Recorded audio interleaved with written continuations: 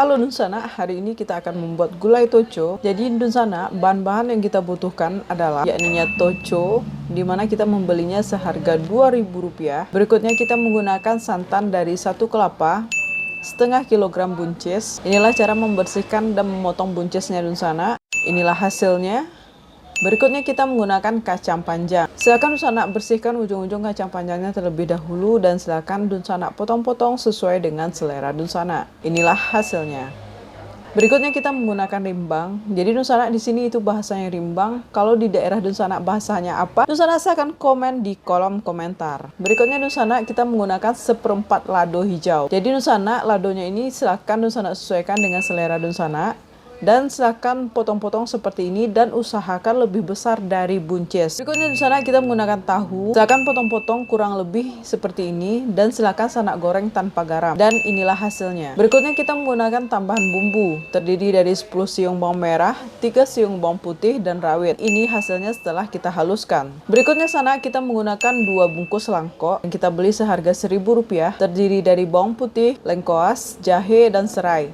Tentunya tanpa kunyit Dunsana. Berikutnya daun-daun yang kita gunakan adalah 1 helai daun kunyit, 4 helai daun salam, dan 2 helai daun jeruk. Dan kita menggunakan asam kandis di mana ukurannya kurang lebih sebesar ini Dunsana.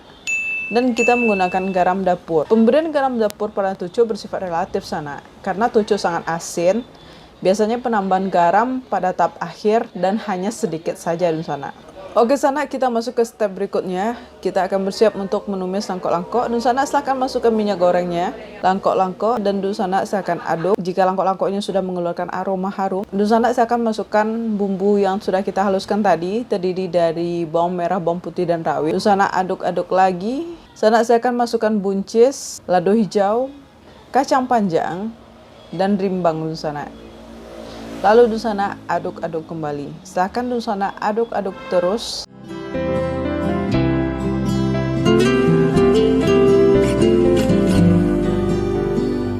Masukkan toconya. Lalu Dunsana aduk kembali.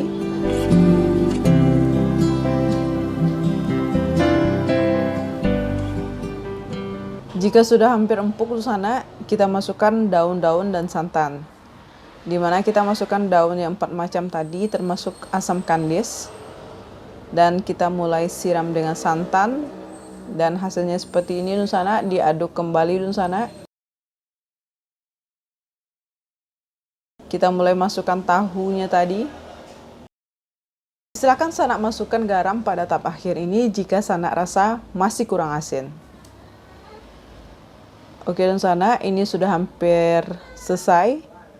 Dan inilah hasilnya dimana kita sudah mengkolaborasikannya langsung dengan lontong.